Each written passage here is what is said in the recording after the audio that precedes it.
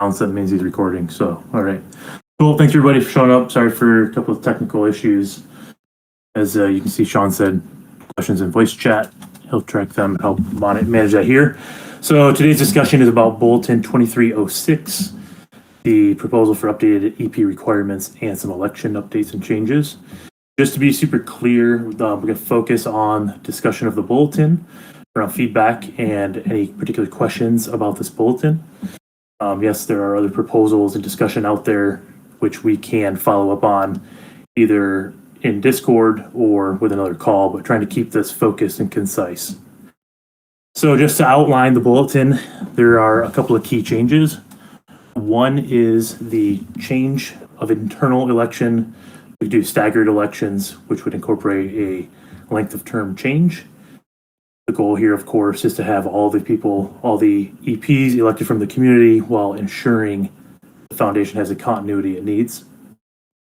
The other more minor change is changing annual elections from March to April. There are some conferences that allow that the EPs and community members and team members of the studios need to attend. So that will help with that. Just a kind of a common sense shift. And then next is the prime position.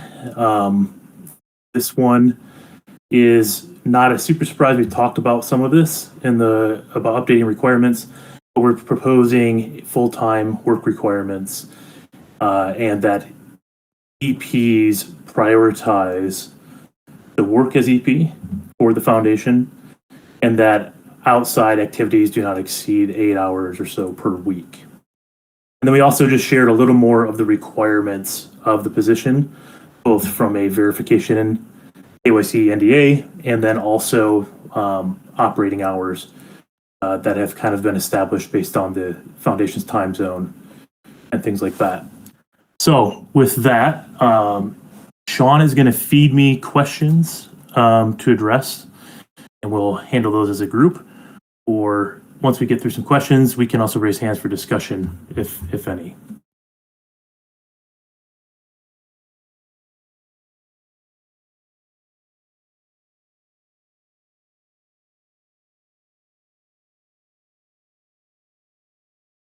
I guess now's as good of a time as any to tell the story of what happened last night, since we're talking about full-time hours and really what it means to be an EP. I got pulled out of bed last night at 10:30 p.m. and was on back-to-back calls. I had to go in my office. Was on back-to-back calls till just after 1 a.m. on EP-related business. And while this is a bit of an extreme case, it's not the first time, nor will it be the last that I've been dragged out of bed or woken up at like 4 a.m. or something. So, that is one of the things that this is what being an EP entails.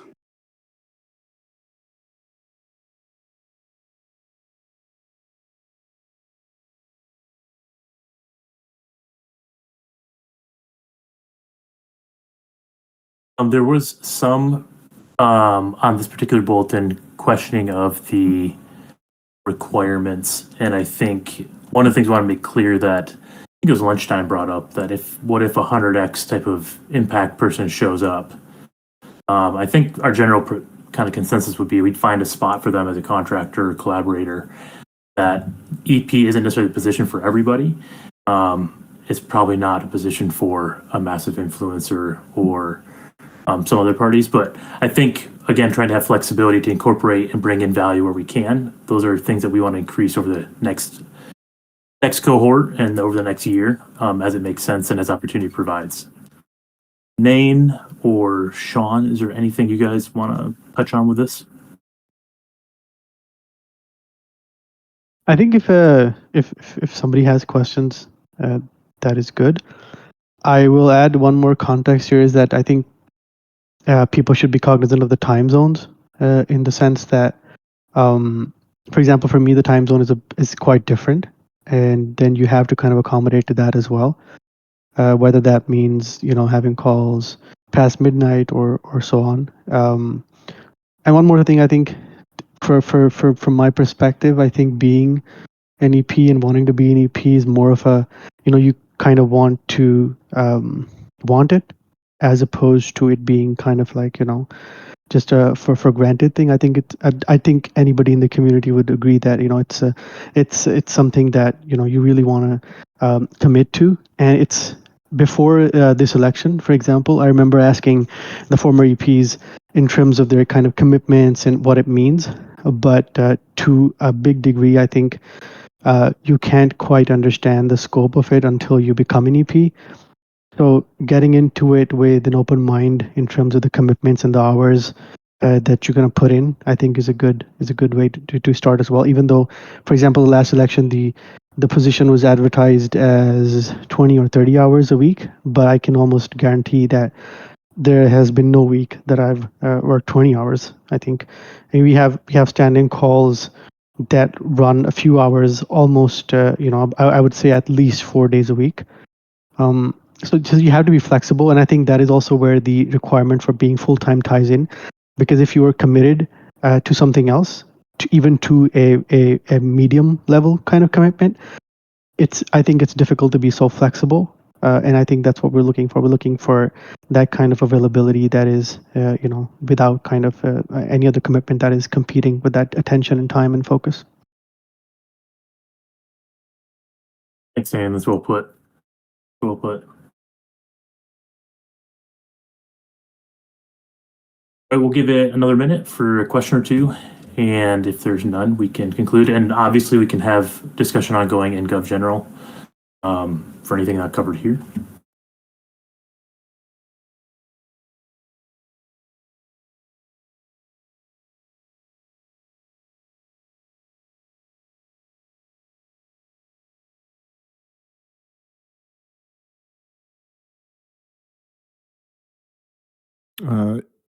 Wow, if you want to speak, you can raise your hand and be invited up on the stage to speak.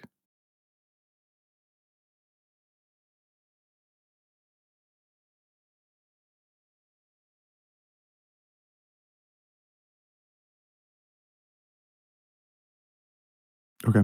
We'll invite you to the stage if that option doesn't show for you. So, I'll like to come up on stage and speak, steal someone and invite him up. There you go. Perfect. You guys can hear me? Yeah, pretty good.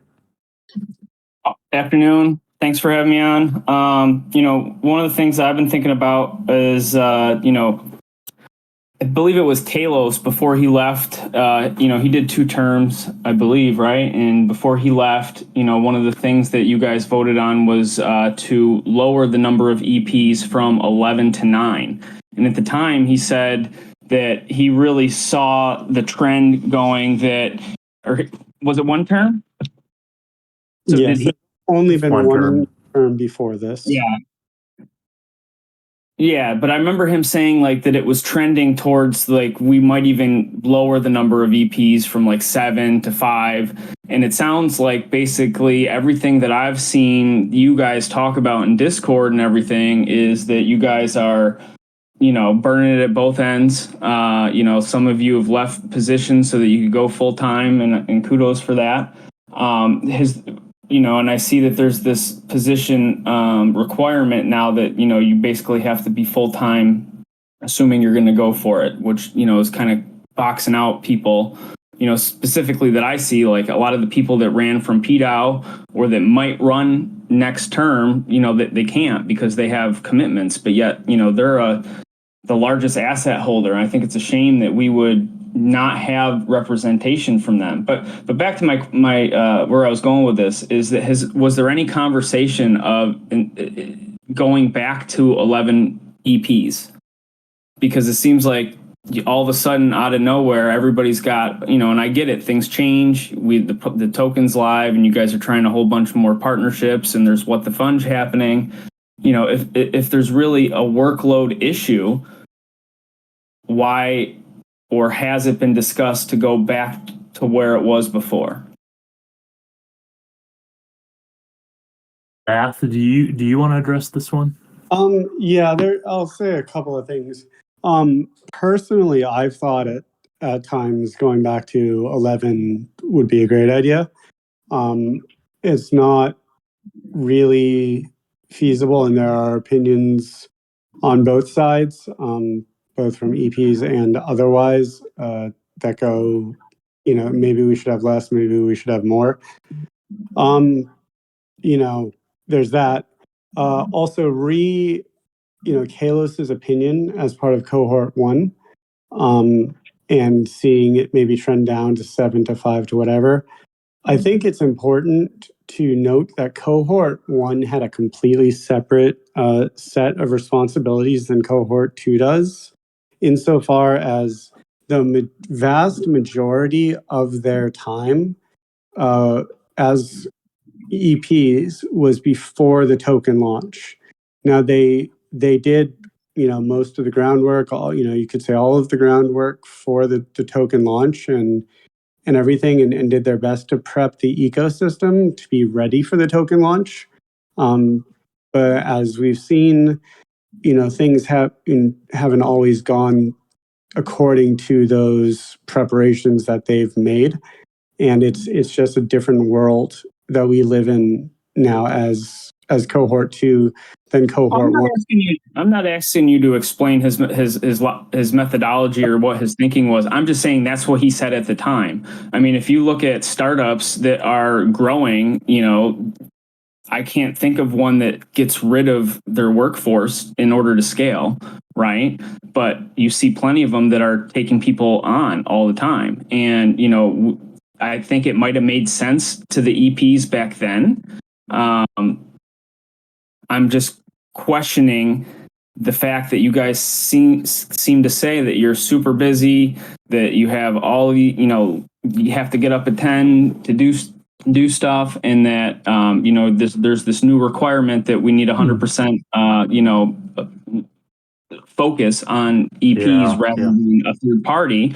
That the previous cohort was able to cut back 2 EPs. Why couldn't you guys do the opposite and go back to the 11? And basically, I was asking, did you discuss it? And if you did, why is it that you said that wasn't a smart idea? I can add to this after Sat is done speaking. No. Why don't you add to it now, Nain, and then I can circle back if you don't hit my points. All right, sure. So the one factor that I want to address here, and thanks for coming, Wow. One of the things I wanted to talk about, it's particular to what you asked.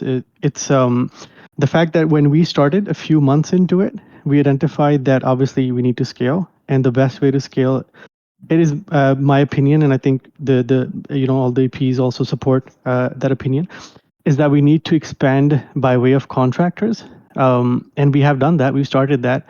And we are still working on identifying some of those things. It's just that there's a balance between things that we can share with contractors and things that are not as sensitive. So, for example, you'll see that in the first month, I think, or so, we contracted mods who were very kind to accept our offers, Jake and Dave. And we also have Hung, who's been doing some really good work on the design front and has been working with us very closely on, for example, the UI UX for a lot of things, including the Ardent Arena stuff that you guys saw, the stream that everybody loved. There's a lot of work that went behind the scenes into it, where we worked with Hung particularly. And that was something, for example, I have a lot of design experience, but I can't really do those things solo. But it also doesn't make sense for me to add an EP to do that, right? So it makes sense to hire a contractor, and Hung has been perfect, more than perfect for that role. Similarly, we are considering contractors. We are open to it for various roles as they come in. And I think the balance here is to obviously have enough work for them that is non-sensitive in nature, and kind of managing that. So that is kind of something that I think we've envisioned for the next couple of years, to expand Echelon in a way that we have contractors that work on specific things. So, for example, design or development, or business development or marketing and such, and then they report to EPs, and it works like a small unit within the council. I think that's what we want it to be, and that's the most efficient way of scaling, I feel personally. I think Nain handled that really, really well. I'll just add, as EPs, one of the things we've had to do is expand all of our areas of expertise very, very quickly. And, like Nate said, he can do graphic design, but like Hung does it better and it makes sense to use the contractor. So that model seems to be maybe better, going forward and, years that maybe, years down the line or maybe even sooner. Okay. You know, moving away from that, I guess, real quick onto the, moving away from the internal elections. Okay. Let's put aside the 2-year terms here for a second. Internal elections to me always were a way to actually finally get a glimpse behind the curtain because, we've said it for many elections now. Echelon is a black box. Okay. You guys have strong NDAs that prevent you from saying stuff all the time. Okay. And to me, the internal elections were a way for us to finally see behind the curtain who's actually doing what. Now, that really was only true the first time you guys did internal elections, because after that, it kind of just became a farce based on the election, the process around that, because you can't run twice and 4 people automatically don't qualify. So there's basically 5 people that could potentially make it. And then you said somebody didn't stand up to run. So automatically 4 people got in. But to me, if we don't get to hear from you guys, I mean, other than these generic progress reports, how are we supposed to know come election time who to vote for? And on top of that, there's nothing in this proposal about how many, can EPs just run indefinitely now? Is that, there's nothing in here about this? What is your stance on? Yep. I think there's a philosophy of you want to throw out the baby with the bathwater on all things. So using existing systems and setting up new ones is always a good practice. So you can kind of round them out. The term limits, there still are term limits in place. Technically, I think it's 11. Obviously, we should revisit that because the timeline would be changed there. So I think that's a good call out to adjust that as needed. And there's some other things too with EP requirements. Can you repeat that again? You said 11 terms? That was in the original charter for single year consecutive terms, right? That was in the original charter with the term limits. So this is again conditional, right? This is conditional, this actually being approved and moving forward. If this were to change, then we should definitely change those limits to be within at least that 11 years. So it'd probably be a 10 or 12 year, whatever else max. So yeah, this doesn't undo that, I guess. Just because it's a different process doesn't mean that restriction in years doesn't apply. I wouldn't make that equivalency there. You had 2 questions. I'm trying to recall the first one. The second one stuck out more. I think I was just leading up to the term limit.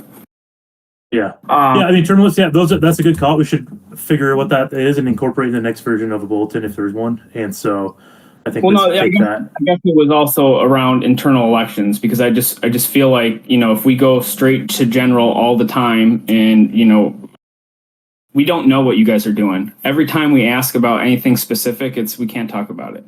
We get updates in this thing that are buried inside a Medium article that I didn't even know existed until I think it was Cold that said, "Oh no, we put it out." Well, I was able to find one, and it was the first one, and it was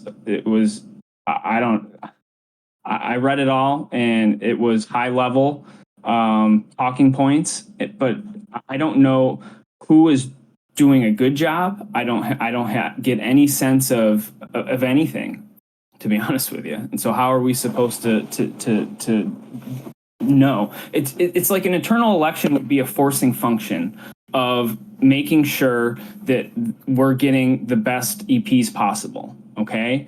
And I guess that's the main issue I have with, I don't care if we move to this 2-year term, even though I do feel like we're continuing to create a moat around EPs, which I think is not a positive thing. We went from 11 EPs to 11 EPs with a internal election.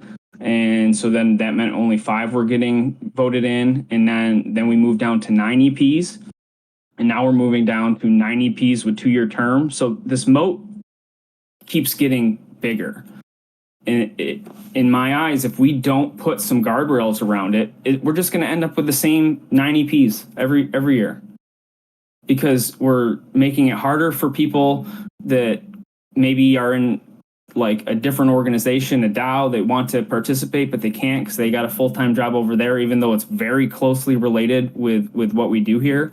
So I'm concerned that we're creating a moat, and we're just going to we're not going to know exactly what we're voting on because we don't know what you guys do. You guys hide behind the NDAs, and I get it, right? You know, if we talked about this, communication as being one of the biggest issues every single election, and everybody says that they're going to try and do better when they get in there, and every year nothing changes. So clearly these NDAs are hamstringing you guys, and that's fine. But internal elections would be a forcing function so that we know that the people that are in there that should be in there, and that it almost encourages people that want to hustle and want to do better. And I think Vacation said something to the effect of well, that's going to limit collaboration. That was me. I think if you overly incentivize competition for internal election or for competitive nature amongst EPs, the natural behavior for people is to work against each other or to pair off, and it disincentivizes collaboration. And peeling the curtain back, I can tell you, I can't give you. I don't think right off the top of my head I can give you specifics, but I think every EP currently and in the past would readily tell you that we've by far get more done together and more effectively than we did if we were concerned about sharing glory or sharing objectives or whatever else. So we hold each other accountable. I can promise you that. It is hard. So we definitely acknowledge that in the NDA. I appreciate you sharing what you said. And value some of your perspectives. So I think at this stage, I think we've heard. Unless you have if there's any other final points you want to put on or question you want to ask, let's touch that one and see if anybody else has anything else. I just have one other question. If you're good with that, yeah. I have one other question, and you guys can then do whatever you want here. Is at what point do we start to recognize these EPs as a group unto itself? Because if we have the rule of 3 and we have it for a reason, if we allow just EPs to continue to run after every election, you guys are going to continue to always have a majority. And that's just the way it is. If you're going to do every 2 years this way, why not only have it so that 2 EPs can come back each term? So that way you'd have 4 EPs returning at any given time. 4 is not going to be the majority of a 9. Sure. Yeah, we heard. Yeah, you shared that idea in the proposal. I don't want to get too far off topic here, so definitely point heard. I think everybody here heard it, and in general and others. So we definitely can review that and take them to review and consideration. Nain. Sorry, I just wanted to add. Yeah, I just wanted to add one thing. Firstly, I appreciate you appreciating the limitations in terms of communication. But I will say, for the record, just that this year has seen a marked improvement in communication. We've had more collaborations, more activities, more events, more community engagement, more tweets, more engagement in terms of numbers as well. Like, for example, in terms of activities, Ardent Arena is a big example. It took a lot of lift, and it was an event that everybody loved. Content creator program is another. We worked with tons of content creators, and we had them create content, and we really did push the first wave of tons of content that went out for the game. Quarterly reports that you mentioned you read in Cole's thing as well, and in general also is another step. And our general responsiveness on Discord and like I said on Twitter and such has seen a marked improvement. And I think it's fair to kind of recognize that too. I don't think it's the same as every year. I will just add maybe a little bit off the cuff here, just because you did mention like being hamstrung by NDAs, and people won't exactly know who to vote for. I will nominate myself as the recipient of the worst example of this possible of all EPs. So like if I run again in 2025, Pretty much, I'm going to be up on panels, and when people ask me what I did as an EP, I'm going to smile and say I worked really hard, because almost everything that I am point on and I specialize on, I will never, ever, ever be able to talk about. And even if you were to see behind the curtain, you wouldn't be able to give anyone else any insight into it whatsoever. And it is something I have thought about when it comes to reelection for myself. But the job is more important than thinking about that. Fair enough. And one thing to just Ryan's correct point, real I don't- quick before that point, while the echelon white paper is what established the term limits and length. So just so everybody has that on the official record. Go ahead, Wow. Yeah, no, and I'm not disputing that there isn't overall greater communication specifically around like the game and how to do things and welcome videos. I'm talking about, how do we know you guys are doing a good job? You're doing the right things. What are you working on? Like all those, anything specific to the organization.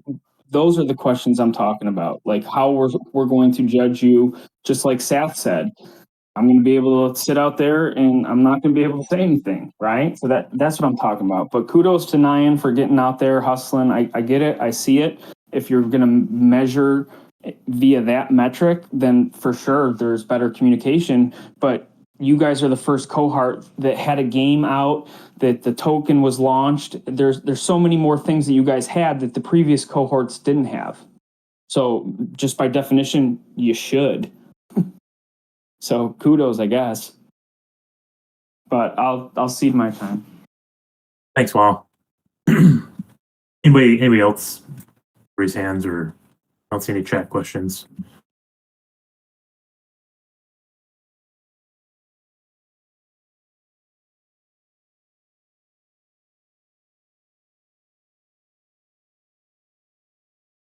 All right, cool. Let's then wrap it up. If you have any questions you want to ask here, you can reach out to EPs. We can. Yeah, still sorry Stick to around. derail your sign for off here. Dave has a queue if you want to pull him up, or is he saying want to type it? And then Lofty says, is there a roadmap anywhere, even just like a high level timeline with planned work? So if you want to take that Lofty question first, and then Dave can type his question. So, okay, Lofty question from Lofty, not the question was elevated. Right. Is there a roadmap? Is the question? Sorry, I was searching chat. Yeah, and just Lofty, we're trying to stay on track with the election stuff. So if you want to talk roadmap stuff, like what Echelon will be working on in the future, I think we can probably address that in chat later. Yeah, I think that'd be best. We're running out of half hour, so I don't want to hold people up. Dave, do you want up real quick? I see him typing. Permit people to carry on continuity while refresh EP board every year. Partially, I think that's a little bit outside of the current scope. Good question. Outside the current scope of the way we've been chartered and set up, so it'd kind of be like a rewrite and resetting of the foundation than the way it was originally structured. So we haven't gone so far as to re-envision the entire structure at this point. There's a number of reasons for that, but also that's a higher level discussion. Go ahead, I Seth. can maybe say one thing, Steele, just to help you out here. Moving an EP to a permanent position is not a decision that EPs could make by themselves. Like, we could not have an internal vote that is solely EPs that decided, I deserve a permanent position. So Yeah, there's the complication to it. Yep. And we have contractors, and contractors can become de facto kind of regular support and services for critical operations. All right, I think that wraps up all the questions. Lofty will follow up with you in chat. And thanks to everybody who showed up. The last Oh, question from WoW is what happens next? What are next steps? Yeah, so the EPs will take community input and feedback and deliberate on what those next steps are, whether that's to ratify the bulletin, make some propose some amendments, and have some follow-up conversation. And just we'll outline next steps today or tomorrow, depending on EP availability. Just like every other bulletin, so to speak.